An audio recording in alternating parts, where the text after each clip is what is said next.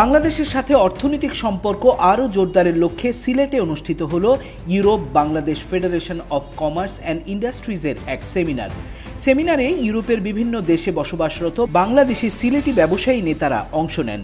সফলভাবে ব্যবসার লক্ষ্যে ইউরোপ এবং বাংলাদেশের দুই অঞ্চলের মধ্যে অর্থনৈতিক সহযোগিতা, উদ্ভাবন এবং টেকসই উন্নয়নের জন্য বিশিষ্ট ব্যবসায়ী নেতা, নীতি নির্ধারক এবং শিল্প বিশেষজ্ঞদের এনেছিল এক ছাদের নিচে।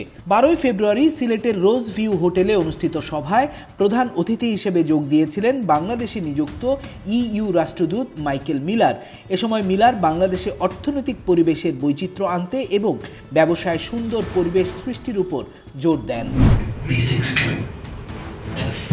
To identify with the authorities that there is no sticking heads in sand, there is an urgency to act.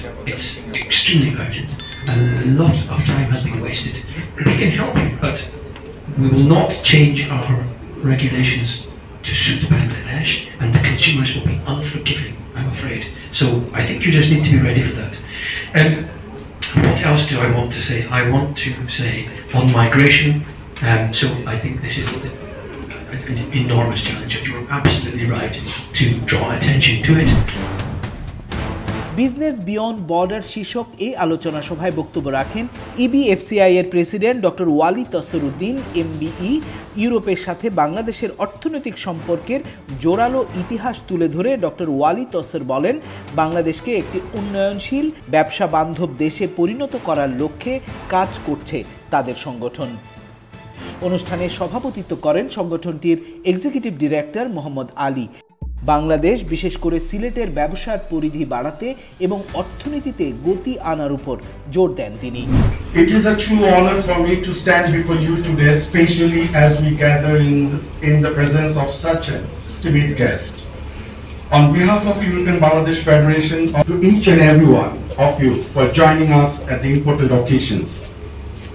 Today, we are privileged to welcome them who has graciously taken time out to his busy schedule to be with us.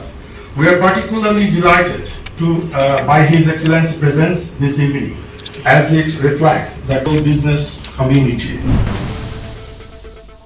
অনুষ্ঠানে আরও উপস্থিত ছিলেন Sylhet women's medical কলেজের অধ্যক্ষ professor doctor Fazlur Rahim Kaisar, Sylhet metropolitan chamber of commerce and ইন্ডাস্ট্রিজের পরিচালক Alhaj Mohammad Kaptan Hossain, Sylhet women's medical college হাসপাতালের পরিচালক brigadier general doctor GM Monirul Islam, Sylhet chamber of commerce and ইন্ডাস্ট্রিজের পরিচালক আরিফ হোসেন, সিলেট প্রাইভেট হসপিটাল ও ডায়াগনস্টিক সেন্টার অ্যাসোসিয়েশনের সভাপতি ডাক্তার নাসিম আহমেদ, শাহজালাল বিজ্ঞান ও প্রযুক্তি বিশ্ববিদ্যালয়ের ব্যবসায় প্রশাসন বিভাগের অধ্যাপক ডক্টর ফজলে ইলাহি ফয়সাল, ইবিএফসিআই এর অ্যাডমিনিস্ট্রেটিভ ও কমিউনিকেশন সেক্রেটারি মতিউর রহমান ভূঁইয়া।